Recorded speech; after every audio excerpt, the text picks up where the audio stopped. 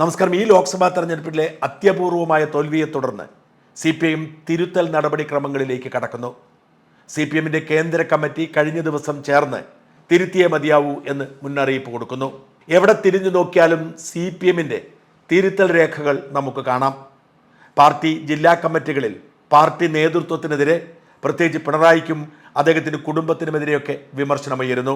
കരമന ഹരി എന്ന തിരുവനന്തപുരത്തെ സാംസ്കാരിക സാന്നിധ്യം കൂടിയായ ഉന്നത CPM നേതാവ് മുഖ്യമന്ത്രിയുടെ വസതിയിൽ ഒരു കളങ്കിത മുതലാളിക്ക് ഏത് പാതിരാത്രിയിലും കയറി ചെല്ലാം എന്ന ആരോപണം ഉയർത്തി എന്നും അതാരാണ് എന്ന് ചോദിച്ച് സ്വരാജ് ചോദ്യം ചെയ്തു എന്നുമൊക്കെയുള്ള വാർത്തകൾ പുറത്തു വരുന്നു. അങ്ങനെ എല്ലായിടത്തും മുഖ്യമന്ത്രിക്കെതിരെയും പാർട്ടി നേതൃത്വത്തിനെതിരെയും വിമർശനവും പാർട്ടി തിരുത്തണം എന്നുള്ള വാദവും ഉയർന്നു വരുന്നു. എന്നാൽ ആര് വിചാരിച്ചാലും ഈ പാർട്ടിയെ തിരുത്താനോ ഇതിനെ രക്ഷിച്ചെടുക്കാനോ കഴിയില്ല എന്നതാണ് വാസ്തവം. അടിസ്ഥാനപരമായ കാരണം, ആർക്കും രക്ഷിക്കാൻ കഴിയാത്ത വിധത്തിൽ CPIM എന്ന പാർട്ടിയുടെ അടിത്തറ പിണറായി വിജയൻ എന്ന മുഖ്യമന്ത്രി മാന്തിക്കളഞ്ഞു. CPIM എന്ന പാർട്ടി നേരിടുന്ന ഏറ്റവും വലിയ വെല്ലുവിളി ആദർശ ശോഷണമാണ്. ഒരു രാഷ്ട്രീയ പാർട്ടി നിലനിൽക്കണമെങ്കിൽ അതിനൊരു ആദർശവും ലക്ഷ്യവും ഉണ്ടാവണം. BJP ഹിന്ദു രാഷ്ട്ര എന്ന സങ്കല്പത്തിൽ ഹൈന്ദവ ഭാരതീയ സംസ്കാരത്തിൻ്റെ അടിസ്ഥാനത്തിൽ രാജ്യത്തെ മാറ്റിമറിക്കാൻ പദ്ധതിയിടുമ്പോൾ കോൺഗ്രസിന് മുമ്പിലുള്ള ലക്ഷ്യമെന്ന് പറയുന്നത് BJPയുടെ സമഗ്രാധിപത്യത്തിനെതിരെ, ഹിന്ദു രാഷ്ട്ര സങ്കല്പത്തിനെതിരെ, പിറകോട്ടുള്ള തിരിഞ്ഞുപോക്കിനെതിരെയുള്ള ദേശീയ ഐക്യം എന്നതാണ്. എന്നാൽ എന്താണ് CPMന് മുമ്പിലുള്ള അജണ്ട? അവർക്കാകെയുള്ള സാന്നിധ്യം കേരളത്തിൽ മാത്രമാണ്. രാജ്യത്തിന് ബദലായി മാറാൻ അവർക്ക് സാധിക്കുന്നില്ല. സംസ്ഥാനത്ത് ഭരണം നിലനിർത്തണമെങ്കിൽ എന്ത് കാരണം കൊണ്ട് CPMനെ ജനങ്ങൾ തിരഞ്ഞെടുക്കണം? കാരണം CPM ഉയർത്തുന്ന ലക്ഷ്യം കാലഹരണപ്പെട്ടിരിക്കുന്നു. CPIM എന്ന് പറയുന്നത് ഒരു സോഷ്യലിസ്റ്റ് കമ്മ്യൂണിസ്റ്റ് സമ്പദ് വ്യവസ്ഥ കെട്ടിപ്പടുക്കുന്നതിനുള്ള ജൈത്രയാത്രയുടെ ഭാഗമാണ്. എന്നാൽ സോഷ്യലിസവും കമ്മ്യൂണിസവും പണ്ടേ തകർന്നുപോയി. ഒരു കാലത്തും വിപ്ലവം വരില്ല എന്ന് പാർട്ടി പ്രവർത്തകരൊക്കെ തിരിച്ചറിഞ്ഞിരിക്കുന്നു. അപ്പോൾ പിന്നെ ഒരാൾ CPMൽ പ്രവർത്തിക്കുന്നത് എന്തിനു വേണ്ടിയാണ്? കേന്ദ്ര കമ്മിറ്റി പറയുന്നത് തൊഴിലാളി വർഗ നയങ്ങളിലൂടെ ജനവിശ്വാസം തിരിച്ചെടുക്കണമെന്നാണ്. എന്താണ് ഈ തൊഴിലാളി വർഗം? വാസ്തവത്തിൽ സംഘടിത തൊഴിലാളികൾ മാത്രമാണ് തൊഴിലാളി വർഗത്തിൽപ്പെടുന്നത്. സംഘടിത തൊഴിലാളികൾക്ക് എക്കാലത്തും പാർട്ടിയെ കൊണ്ട് ഗുണമുണ്ടായിട്ടുണ്ട്. എന്നാൽ അവർ കേവലം 8-10 ലക്ഷം പേർ മാത്രമാണ്. നമ്മുടെ നാട്ടിലെ ഭൂരിപക്ഷം വരുന്ന തൊഴിലാളികളും അസംഘടിതരാണ്. തുണിക്കടകളും സ്വർണ്ണക്കടകളും വ്യാപാര സ്ഥാപനങ്ങളും അടക്കമുള്ളിടങ്ങളിൽ രാവിലെ മുതൽ വൈകുന്നേരം വരെ ഒന്നിരിക്കാൻ പോലും കഴിയാതെ, ടോയ്ലറ്റിൽ പോകാൻ പോലും കഴിയാത്ത വിധത്തിൽ പണിയെടുക്കുന്നവരാണ് ഭൂരിപക്ഷം. കൃഷിയിടങ്ങളിൽ പണിയെടുക്കുന്ന കൂലിപ്പണിക്കാർ, ദിവസക്കൂലിക്ക് ഓടുന്ന ഓട്ടോറിക്ഷക്കാർ, മേസ്തിരിപ്പണി അടക്കം ചെയ്യുന്ന അസംഘടിത തൊഴിലാളികൾ, ഇവർക്ക് വേണ്ടി CPM ഇതുവരെ ചെറുവിരൽ അനക്കിയിട്ടില്ല. ഇവരുടെയൊന്നും ഒരവകാശവും അവർ സംരക്ഷിക്കാൻ ഇറങ്ങിയിട്ടില്ല. സംഘടിത തൊഴിലാളികൾക്ക് വേണ്ടി വ്യവസായ സംരംഭങ്ങളെ ഇല്ലാതാക്കി നാടിൻ്റെ വളർച്ചയെ മുരടിപ്പിക്കുന്നതിനപ്പുറത്തേക്ക് CPIM എന്ന രാഷ്ട്രീയ പാർട്ടി ഒന്നും ചെയ്തിട്ടില്ല. CPMന് എന്തെങ്കിലും ചെയ്യണമെങ്കിൽ അവർക്ക് ശത്രുവായി മുതലാളി വേണം. ഒരു പാവപ്പെട്ട ഡ്രൈവറോ കണ്ടക്ടറോ അവൻ്റെ ജീവിത സമ്പാദ്യം വെച്ച് ഒരു ബസ് വാങ്ങി എന്ന് കരുതുക. അതോടെ അവൻ ബൂർഷയായി. ആ ബസ് ഉടമ ആ ബസ്സിലെ തൊഴിലാളിയാകും. കൂടെ 2-3 മറ്റു തൊഴിലാളികൾ കൂടി ഉണ്ടാവും. അവർക്ക് വേണ്ടി ഈ ബസ്സിന് മുമ്പിൽ കൊടി നാട്ടാൻ ഉളുപ്പില്ലാത്തവരാണ് CPMകാർ. ഏതെങ്കിലും നാട്ടിൽ എന്തെങ്കിലും ഒരു സംരംഭം നടന്നാൽ കൈമടക്ക് കിട്ടിയില്ലെങ്കിൽ അവരതിനു മുൻപിൽ കൊടി വെച്ച് തടസ്സപ്പെടുത്തും. അങ്ങനെ നാടിൻ്റെ വികസനവും വളർച്ചയും ഇല്ലാതാക്കും. പാർട്ടിയുടെ താല്പര്യത്തിന് എതിര് നിൽക്കുന്നവരുടെ വഴിയടച്ചുകൊണ്ട് കൊടിമര സ്ഥാപിക്കും. അതേസമയം പാർട്ടിക്ക് കപ്പം കൊടുത്തും നേതാക്കൾക്ക് കൈക്കൂലി കൊടുത്തും മാറിയാൽ ഏത് തരത്തിലുള്ള കൊള്ളയും നടത്താൻ കഴിയുന്ന, നിയമലംഘനം നടത്തി അമിത ലാഭമുണ്ടാക്കാൻ കഴിയുന്ന മുതലാളിയായി ഈ ബൂർഷയ്ക്ക് മാറാം. നിയമം പാലിക്കാൻ ആഗ്രഹിക്കുന്ന, നിയമ സംവിധാനത്തിന് ഭാഗമായി ജീവിക്കാൻ ആഗ്രഹിക്കുന്നവനൊക്കെ ബൂർഷയായി കച്ചവടം അവസാനിപ്പിച്ചു പോകണം. അതുമാത്രമല്ല, കമ്മ്യൂണിസ്റ്റ് മോഡൽ എന്ന തരത്തിൽ പാർട്ടിക്ക് സ്വാധീനമുള്ളിടങ്ങളിൽ പാർട്ടി ഗ്രാമങ്ങൾ സ്ഥാപിക്കുന്നു. ജനാധിപത്യത്തെ കുഴിച്ചു മൂടുന്നു.